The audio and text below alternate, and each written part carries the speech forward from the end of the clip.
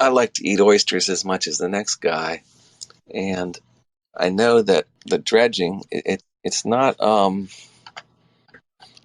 too beneficial to the reefs to have these heavy iron-toothed dredges dragged over them, and the oyster reefs are still incredibly resilient and to that, as long as it's not too much.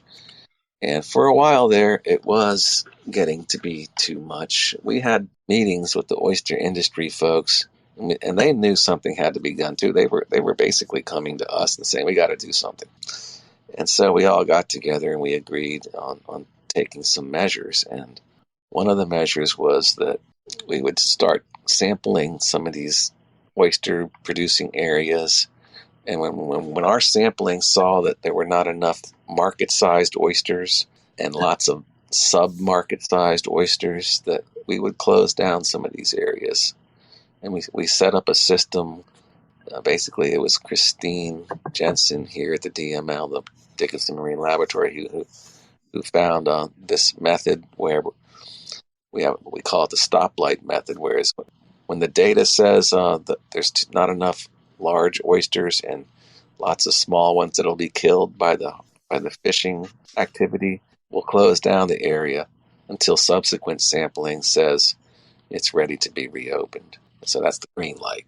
Certain indicators or thresholds, once they're crossed, it's a red light. We shut the area down. And then once we get a new threshold to reopen, we reopen it. That's the green light. So that's the stoplight method. That was one of the things we came up with in our meetings with the industry folks. And I think it's helped, although it has been hard on them.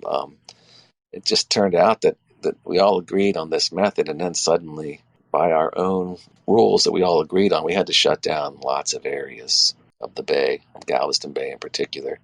And what that did is it shifted the fishing pressure down the coast to other smaller bays, and then they started seeing some pretty bad impacts.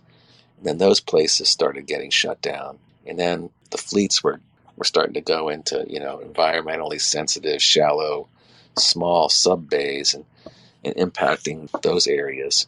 And eventually there had to be some legislation that made those areas off limits, but this legislation also made a 300-foot wide buffer along the margins of all Texas bays off limits to oyster dredging.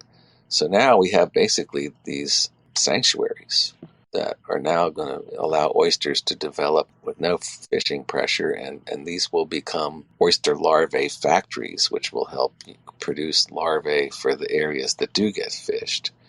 And that's a sort of a new strategy we're adopting, not just through that legislation, but in some of our restoration projects.